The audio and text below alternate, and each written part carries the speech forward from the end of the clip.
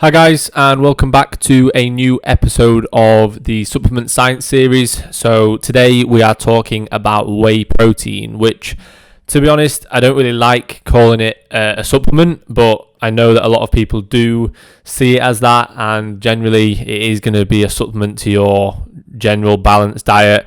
It is in a powder form, so people see it as a supplement. So I guess we're going to cover it in this series. And I thought, with most people would have wanted to ask about it or say, I'll often get questions about whey. So it's something that I wanted to cover.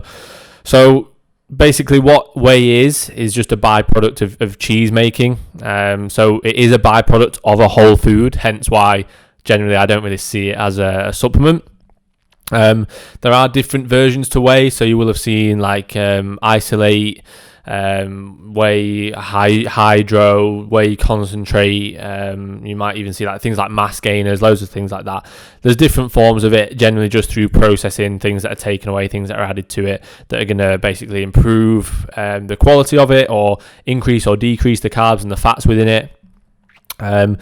Generally, I wouldn't look too far from just a whey concentrate. It will be generally the cheapest.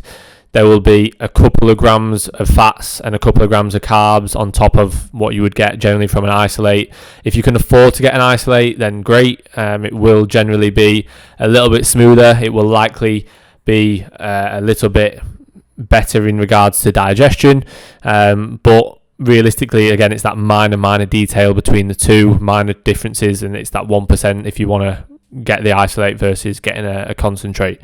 So when would you take it, or when would you consume whey protein? Generally any time. You could have it any time in the diet.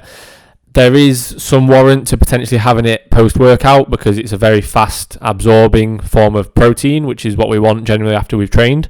And then on the other hand, there's probably an argument against not having it prior to a time of fasting, again because it's going to generally be absorbed quicker than if you were to have, let's say, a meal with beef mince, like a red meat, which is going to contain higher amounts of fat, and let's say you have some carbohydrates in that meal. That general source of protein is going to last longer and keep muscle protein synthesis higher for longer because of the fact that it's going to take longer to digest.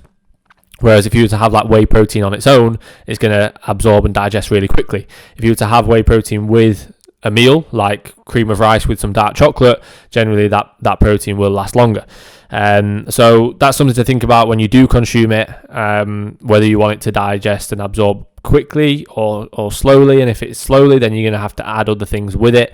And if it's quickly, then you could have it on its own. So why would you have it? Why would you need to take it? So generally it's a very high quality, cheap, easily obtainable, well absorbed protein source. So it makes sense to have it if you're trying to hit a quite a high protein target, which as a bodybuilder most people are, or even just as someone trying to build some muscle. If you're trying to hit a minimum of 1 gram per pound of lean body mass of protein, you're going to be consuming a decent amount of protein, which a lot of people may struggle to get solely through whole foods. So it does make sense to have one in your diet. It's going to be generally a protein source that is low carb and fat, which you might struggle to get elsewhere. Even as a vegan protein source is a good shout because generally they're going to consume their protein when they do through carbs and fats as well, through adding things like rice and beans together and soy and things like that. So it would be good as a vegan to have like a vegan protein as well. It will obviously help in regards to spiking muscle protein synthesis and keeping it elevated for longer. It will therefore help in terms of increasing muscle mass alongside training, of course. And on the other hand, prevent muscle loss in like a fat loss phase. If you're in a hypocaloric diet for a subsequent amount of time, a decent amount of time, you are generally going to be risking losing muscle more than if you're in a hypercaloric sort of diet, let's say. So if you're consuming more calories, but if you can keep your protein high, it's going to reduce that risk of losing muscle. And if you need to consume, or if it helps consuming your protein target through having some whey protein, then so be it. That will help. In terms of how you would take it, obviously it's going to be dependent on your protein goal, the amount that you need to consume. So as a rule of thumb, if we say for most people a minimum of 1 gram of protein per pound of lean body mass, let's say for a 180 pound individual, they're going to be wanting to hit at least 180 grams. I would generally go higher. I go towards sort of 1.5 pounds for most people. So obviously then you may or may not feel like you need to consume a whey protein to help hit that target.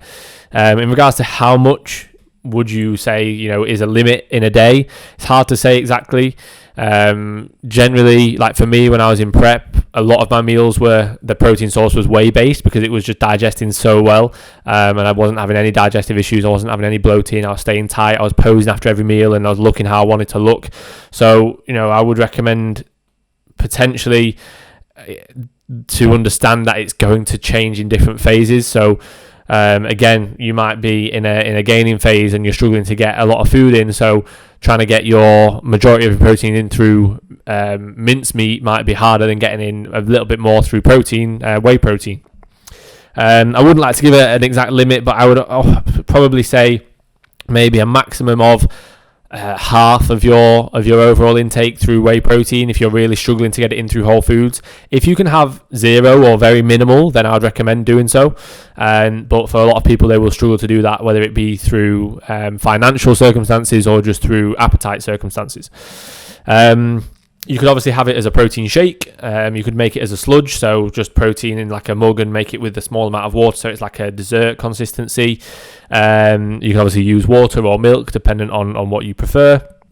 My overall thoughts on whey protein is to focus on choosing a way that you can enjoy, because I've had a lot in the past that they just taste horrendous or they smell horrendous and they just don't sit well. Our digestive system starts from our eyes and our nose. How we look at food and smell food is going to aid the digestive process through basically releasing more saliva, which is going to help break down the food in the mouth before going through the digestive system. So if you can have one that you enjoy, that smells good, that tastes good, that's going to help in terms of how well it sits and how well you absorb that. So that's the main thing. And often people focus on getting an expensive one or a cheap one, or I have to get an expensive one even if it doesn't taste good. Get one that tastes good. Have that as your main focus and hit your overall calorie targets and your macro targets. Make sure that you use it in conjunction with a balanced diet. So don't have it to replace eating whole foods and replace eating protein through whole foods, but have it there as a supplement to help. And that's pretty much it, to be fair. The whey protein, the one that I use at the minute, the Spooky Toffee Pudding from CNP, is ridiculously good. I've said it numerous times, but it is very, very, very nice. It's probably the best protein that I've had. It is the best protein I've had. So I'm just going to cover, there's a few different ones that CNP do, but I'm just going to cover the normal whey concentrate and whey isolate. So whey concentrate, they're doing 2 kilos and 1 kilos. The 2 kilo one is $44.99. The 1 kilo one is $24.99. Again, like I said, I would massively recommend the Spooky Toffee flavour. Salted caramel is really nice as well. And then in isolate, they do it in 1.6 kilos and it's 50 quid, $49.99. But that is everything covered on whey protein. So any questions you have on that at all, please just ask, and I will see you all in the next episode.